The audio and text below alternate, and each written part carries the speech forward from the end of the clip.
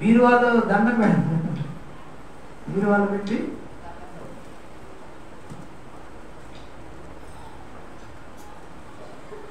ధనం కోసం ఎంత ప్రయాస.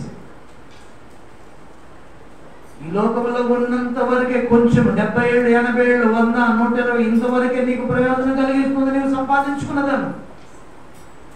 అదే దేవుడి వాక్యమైనా యేసయ్యైనా ఇహ పరాలలో ఎక్కడ ఉన్నా నిన్ను కాపాడగలిగిన వాడు, నిన్ను పోషించగలిగిన వాడు, ఉపద్రవాల నుంచి విడిపించగలిగిన వాడు మన ప్రభువు యేసు. ఆయనే అక్షయమైన దేవుని స్తోత్రం. చెప్తాం హల్లెలూయా. ధనము కూడా మృతమైనదే. దానిలో కూడా మనం వెతుకుతున్న ఆశీర్వాదాలు ఉన్నాయని వెతుకుతున్నాం. విగ్రహం కూడా మృతమైంది, జీవము లేదు దానికి వెతుకుతున్నాం. దానిలో ఆశీర్వాదాలు ఉన్నాయనుకున్నాం. సోది సంబంధమైన విషయాల్లో కూడా దెయ్యాలలో కూడా జీవం ఉంది మాట్లాడుతున్నాయి కదా అని వాటి వైపు పరిగెడుతున్నావు, సోది తెప్పించుకుంటున్నావు. అవి కూడా నీకే సహాయం చేయలేదు.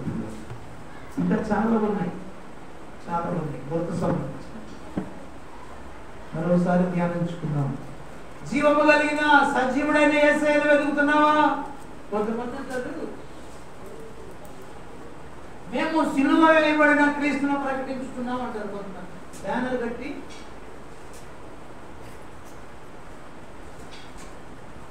సిలువ వేయబడిన క్రీస్తును ప్రకటించుకున్నాం అంటారు. ఇక సిలువ వేయబడిన క్రీస్తు ప్రకటిస్తే పిల్లరా ఎంతవరకు సమంజసం? ఇప్పుడు సిలువ వేయబడిన క్రీస్తు కాదు, పునరుద్ధానుడైన క్రీస్తును ప్రకటించాలి. స్తోత్రం. అర్థమైందా? తిరిగి లేచిన ఆయనను ప్రకటించాలి. పునరుద్ధాన బలాన్ని మనం, పునరుద్ధానానికి బలం ఉంది పిల్లరా. నిన్ను కూడా తిరిగి జీవింపచేసే బలం ఉంది. పునరుద్ధానుడైన క్రీస్తును ప్రకటించే వారిగా ఉండాలి. సజీవుడైన వారిని వెతికే బిడ్డలుగా ఉండాలి. సజీవమైన వాక్యాన్ని, జీవము కలిగే వాక్యాన్ని ప్రేమించే బిడ్డలుగా ఉండాలి. జీవమైన యేసయ్యను ప్రేమించే వారిగా ఉండాలి. ఆయన నీకు ఆశీర్వాదం ఇస్తాడు. కానీ ధనాన్ని నువ్వు ప్రేమించినా నీకు ఆశీర్వాదము భూమట్టికే. అది కూడా ఆయన అనుమతిస్తేనే నీకు కూడా ఆ ధనంలో కూడా ఆశీర్వాదం ఉంటుంది. ఆయన ఆశీర్వదించలేదనుకోండి, ఆ ధనము కూడా చిల్లి సచ్చులో వేసిన చందానంగా ఉదయం తెచ్చుకుంటావు, సాయంత్రానికి వెళ్ళిపోద్ది. కూడగట్టుకుంటావు, హాస్పిటల్కి పోసి వస్తావు. దేవుని ఆశీర్వాదం లేని ధనం కూడా అలానే పోగొట్టుకుంటావు.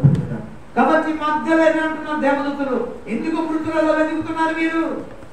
ఆయన సజీవుడు తిరిగి లేచాడు, మీకంటే ముందుగా గలరేకి వెళుతున్నాడు, మీరు అక్కడ ఆయన చూస్తారు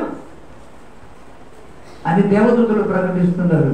ఇది నా ప్రియబిడ్డ, దేవుడు కూడా అంటున్నాడు, మృతులలో వెతుకుతున్నావా, సజీవుడైన వాడిని వెతుకుతున్నావా? ప్రశ్న వేసుకున్నాడు. సజీవుడైన వాడిని వెతికితే ఆశీర్వాదం. అది కూడా శ్రద్ధగా వెతికితే ఆశీర్వాదం, శ్రద్ధగా అడిగితే ఆశీర్వాదం, శ్రద్ధగా వెతికితే ఆశీర్వాదం. శ్రద్ధగా ఏం చేయాలంట? అడగాలి, అడుగుడి ఇవ్వబడును, వెతకుడి దొరుకును.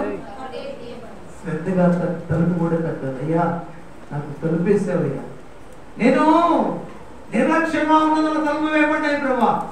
ఆనాడైతే తలుపులు వేసేసాడు, ఈనాడు క్రీస్తు ద్వారా నీవు తలుపులు తట్టితే నీకు తలుపులు కూడా తీస్తాడు. శ్రద్ధగా తట్టాలి, మానుకొని తట్టాలి, పాపంను విడిచిపెట్టి తట్టాలి. శ్రద్ధగా ఆయన ద్వారం దగ్గర నిలబడి తడితే, అయ్యా నాకు తలుపు తీయమంటే క్రీస్తు ద్వారా చివరి వరకు గుర్తు ద్వారా నీకు ఇప్పుడు కూడా ద్వారాన్ని తెరిచి ఉంచాడు యేసయ్య.